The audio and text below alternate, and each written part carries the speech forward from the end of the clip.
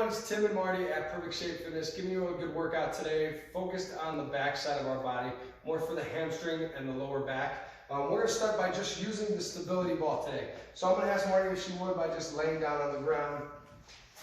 And as she lays down, we're going to have her put her feet up on top of the ball. And we're going to have this ball back on the upper part of the calf. So we're going to bring it back just enough.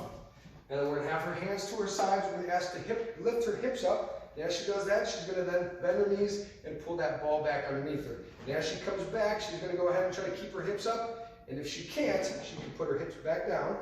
Oops, let's go ahead and put her feet back out, hips back down. So again, we're going to go ahead and lift those hips, bend those knees, pull that ball back out, dropping your butt back down.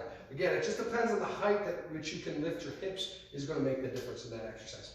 We're going to have Marty just now go ahead and do a stability ball hip raise. So we're going to have our feet just on top. We're going to bring that ball back just to where we can bend our knees at 90 degrees. Hands to our sides. And now she's going to try not to move this ball in any direction, but just to lift her hips by pulling her heels down into that ball and giving that squeeze through the backside of her legs and in through her hips. Awesome.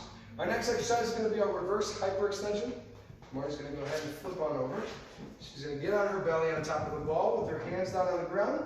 Her feet should be able to touch the floor each and every time we go up and down for this exercise. She's going to lock her arms straight. She's going to go ahead and squeeze her legs up as high as she can, allow her feet to touch back to the ground, and then coming back up through this motion. So the longer we can stay, the straighter we can stay, the more focus we have through the hamstring, all the way through the hips and through the lower back. Awesome. Perfect. Last exercise we're going to do is a stability ball crunch.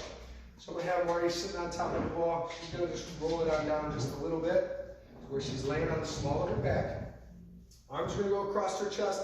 The focus is that her hips are just on top of the ball there. She's going to go ahead and crunch up through that motion. And as she comes back, she's going to try to round herself over the top of it and squeeze up through it. Good. Looks awesome. So the big thing is that we're not trying to move our legs by pushing ourselves back. So we're not trying to use our legs and just try to push your body back just a little bit. So we don't want the motion of going forward and backwards. We want just the motion of going up and down through those shoulders there. Awesome. Ready? Perfect. Great. We hope that you can get through some of those exercises. Hopefully you have a stability ball at home, something super simple, but you got 4 basic exercises to kind of start with. And just start with something. You can either time it, rep it, however you feel comfortable. Just complete it to the best you can. Thanks, Marty. Have a great day.